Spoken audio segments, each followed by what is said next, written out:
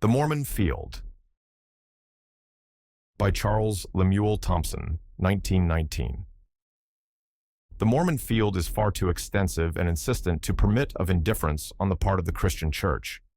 If it were only the fanatical dream of a few visionaries in the mountains, we might trust to American influences surrounding it to bring about its speedy decline. But when we consider that more than 1,500 missionaries are at work, mainly in Christian lands, that they have distributed 2 million copies of their Bible, the Book of Mormon, and millions of tracts, the American Church must wake to her duty. The idea that polygamy is the only objection to Mormonism, that if this were eliminated the cult would be negligible, is viewing the subject far too superficially. It presents and urges, often in alluring forms, a pernicious set of doctrines entirely destructive of the Christian system. There is no space here to give any account of those doctrines. The system, beginning in the disordered brain of one man in New York, moved westward with startling rapidity, first to Kirtland, Ohio, then to Missouri, then to Nauvoo, Illinois, again to Missouri, encountering in each state such opposition that the hierarchy determined on a removal beyond the jurisdiction of the United States, where their plans could mature without hindrance. The beautiful valley between the Rockies and the Sierras was selected. In 1864, Dr. Henry Kendall, on his way to the Pacific coast, passed through Salt Lake City. Brigham Young, little dreaming of the voice he would thus let loose, asked him to preach in the tabernacle. Dr. Kendall gave a ringing message of gospel truth, which still rings among those mountains. The following years have made it plain that the word of the Lord runs swiftly. Christianity was first introduced into Utah by the Reverend Norman McLeod and Dr. John King Robinson, respectively chaplain and surgeon in General Connor's army at Fort Douglas. They opened in Salt Lake City, preaching service in a Sunday school. In October 1866, during the absence of Mr. McLeod, Dr. Robinson was assassinated, and Mr. McLeod, being warned by threatening letters, did not return. The work consequently came to an abrupt end. In the summer of 1867, 2 young Episcopal clergymen, Messrs. Foote and Haskins, began services in Salt Lake City. 2 years later, the Reverend Melanchthon Hughes and the Reverend Sheldon Jackson established a Presbyterian church at Corinne, a Gentile town on the northern shore of the Great Salt Lake. Though Corinne was a non-Mormon town, the opposition directed from Salt Lake City strove to kill the work. Encouraged by the homeboard Mr. Jackson, a young missionary, decided on a bold step. He would meet the enemy at headquarters. He found in the Reverend Josiah Welch, a young man of heroic mold, who, in 1871, began services in the Mormon capital. Brigham Young had closed against him every hall, but Welch hired a hayloft over a livery stable and went to work. On November 12, 1871, the First Presbyterian Church was organized consisting of 11 members. Salt Lake Collegiate Institute. Early in the history of Mr. Welch's work, it became apparent that something must be done for the education of the children of Salt Lake City. Mormon schools were not only inefficient, they were a subtle propaganda for spreading the Mormon doctrine. He induced Mr. John M. Coyner and his wife and daughter, who were teaching at Fort Lapwai, Idaho, to come to Salt Lake City and undertake the training of the children of the congregation. This school was opened in the basement of the church, April 12th. This was the beginning of Salt Lake Collegiate Institute. It enrolled 63 pupils in the first year, and in 2 years grew to an attendance of 165. After 10 years of service, Mr. Coyner retired, and Dr. J.T. Millspaugh carried on a growing work until 1890. He was then elected superintendent of public instruction in Salt Lake City. Thus, the Christian schools of the Women's Executive Committee prepared the way for a system of public schools in Utah. In 1891, Professor R.J. Caskey, who had been connected with the school for 4 years, became the principal, and so continued until 1904. The institute grew rapidly during all these years, and finally became a part of Westminster College, a completed educational plant of which the state and our church may justly be proud. Mount Pleasant. The Presbytery of Utah was organized in 1874. It consisted of only 3 ministers and 1 elder.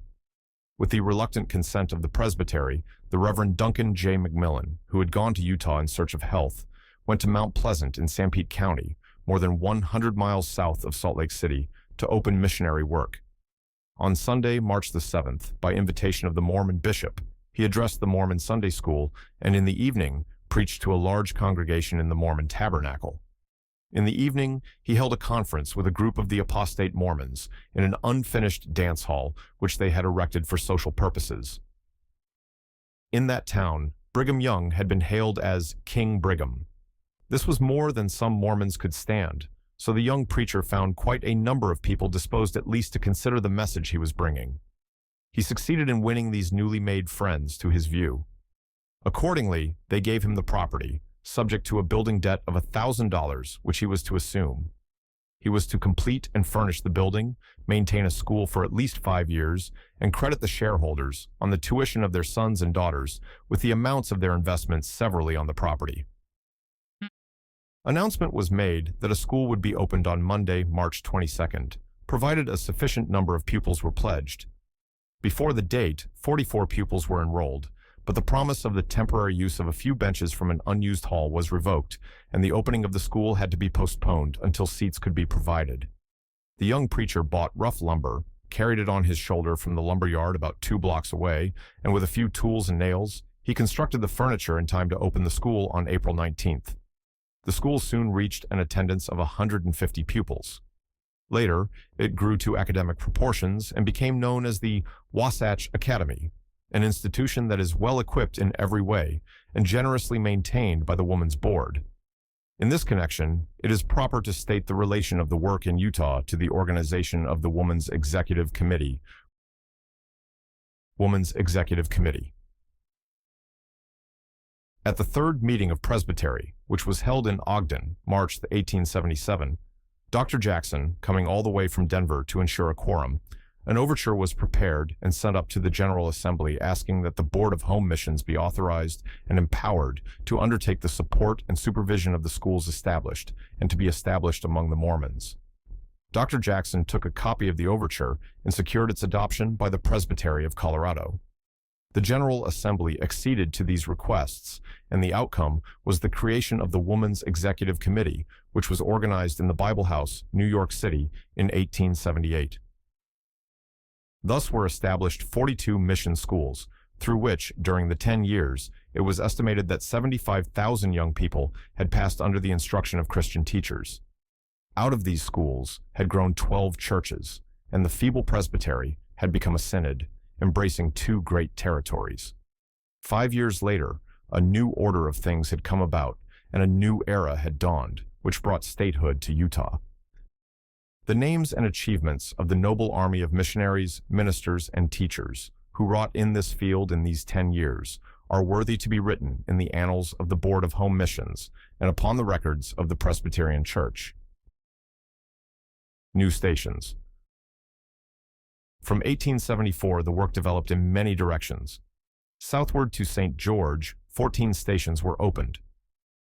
At Ephraim and Manti, the Reverend George W. Martin was assigned in 1879. To that field, he gave 40 years of most devoted life, even to his death in 1919. South of Salt Lake City are Springville, Spanish Fork, and Payson. Here the valiant soldier of the cross, the Reverend W. Leonard, wrought from 1877 till his death in 1885. North of Salt Lake is Ogden, the second city in the state. Missionary work began there in 1878. The Reverend George W. Gallagher was the first pastor. He was followed in 1880 by the Reverend James F. Knowles, and he in 1885 by the Reverend Josiah McLean, whose name should always be mentioned in connection with successful work in Utah. He made headway in the face of bitter opposition.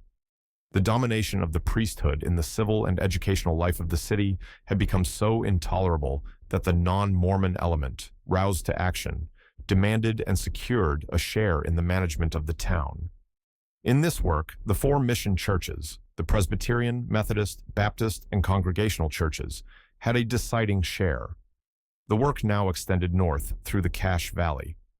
Brigham, a town so thoroughly Mormon that it took the name of the apostle, boasted that no one non-Mormon should ever find a home there. But the Reverend S. L. Gillespie from Corinne did. The teamsters who brought his goods to town were disciplined for their crime.